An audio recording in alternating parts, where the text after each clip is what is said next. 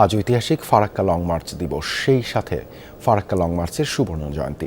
1976 সালের এই দিনে মাওলানা আব্দুল হামিদ খান ভাসানীর ডাকে সারা দেশ থেকে রাজশাহীর মাদ্রাসা ময়দানে জড়ো হয়েছিল বিপুল সংখ্যক মানুষ।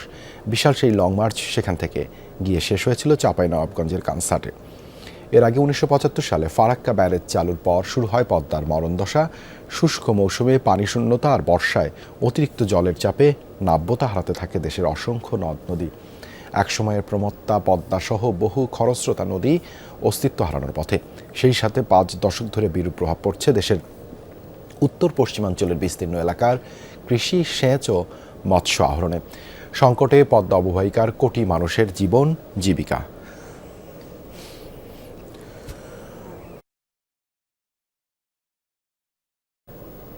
এ বিষয়ে আরও জানাতে কুষ্টিয়া থেকে যুক্ত হচ্ছেন সহকর্মী রুহুল আমিন বাবু। ফারাক্কা বাঁধের প্রভাবে পদ্মাসহ কুষ্টিয়ার নদ নদীগুলোর অবস্থা কেমন দেখছেন? সার্বিক প্রভাবই বা কেমন পড়ছে? দেবাশিস, এই পদ্মা নদী শুকিয়ে যাওয়ার কারণে অর্থাৎ নাব্যতা না থাকার কারণে কুষ্টিয়া জেলার প্রায় 6 থেকে 7টি নদী এখন মৃতপ্রায়। আমি এখন যেখানে দাঁড়িয়ে রয়েছি এটি কালীগঙ্গা নদীর বুকের উপরে, অর্থাৎ এই কালীগঙ্গা নদীর বুক চিরে বয়ে চলেছে কুষ্টিয়া রাজবাড়ী মহাসড়ক, এবং সেই সড়কটি এখন দেখতে পাচ্ছেন ঠিক সড়কের ওপাশেই কালীগঙ্গা নদীর এক অংশ। এবং আপনাদেরকে আরও একটু দেখাবো আমরা যে এই ঠিকই তার পাশ দিয়েই বয়ে চলেছে এই রেল সড়কও বয়ে গেছে, অর্থাৎ কুষ্টিয়ার থেকে যে 6 থেকে 7টি নদী অর্থাৎ কালুয়া নদী, ডাকু নদী, তারপরে মাথাভাঙ্গা নদী, এছাড়াও আরও বেশ কিছু নদী রয়েছে যেগুলোর একেবারে সংযোগ কিন্তু শূন্য গিয়ে, এবং এই নদীগুলো বিভিন্ন সময় দখল হয়েছে। এবং ইতিপূর্বেও এই কালীগঙ্গা নদীটি বিশেষ করে উদ্ধার করার জন্য যে বিশেষ তৎপরতা নেওয়া হয়েছিল, যে কর্মকাণ্ড হাতে নেওয়া হয়েছিল, সেটিও কিন্তু বাধাগ্রস্ত হয়েছে। আপনারা এখন দেখতে পাচ্ছেন যে কালীগঙ্গা নদীর বুক চিরেই যে রেল সড়কটি সেটি আছে, এবং এই রেল সড়কের নিচ দিয়ে কিন্তু ব্রিটিশ আমলে যে একটি সংযোগ লাইন করা ছিল সেটিও কিন্তু বন্ধ করা হয়েছে।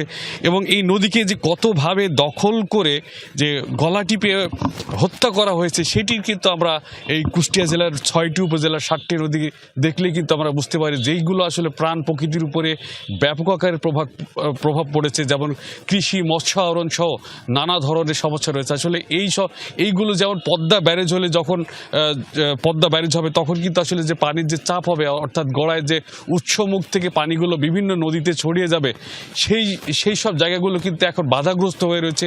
এগুলোকে পরিষ্কার করা বা এই যে দখল উচ্ছেদ করা বা এই বাধাগুলো এখন মুক্ত করা সব থেকে বড় চ্যালেঞ্জ হয়ে দাঁড়িয়েছে। ইতিপূর্বে কিন্তু আমরা এইটি নিয়ে বারবার করে আমরা প্রতিবেদন প্রকাশ করেছি, তুলে ধরেছি আসলে এই বিষয়গুলো, যে কিভাবে এই নদীগুলোকে মুক্ত করা যায় সেই বিষয়টি নিয়ে, কারণ তখন নানা প্রভাবের কারণে কিন্তু সেটি সম্ভব হয়নি। এই নদীগুলোকে কেন্দ্র করে যে কুষ্টিয়া জেলার বুক চিরে আসলে যে প্রাণ প্রকৃতি সহ যে নানা ধরনের যেসব বিষয়গুলো রয়েছে সেই সব বিষয়গুলো কিন্তু এখন পর্যন্ত কোনো সুরা হয়নি। এইসব নদী উদ্ধারে কিন্তু যথেষ্ট রকমের তৎপরতা নিলে বা উদ্যোগ নিলে কিন্তু এগুলো খুব সহজেই সমাধান করা সম্ভব বলে যারা নদী বিশেষজ্ঞ রয়েছে, নদী গবেষক রয়েছে, তারা কিন্তু আমাদেরকে জানিয়েছে। দেবাশিস, ধন্যবাদ বাবু যুক্ত হবার জন্য।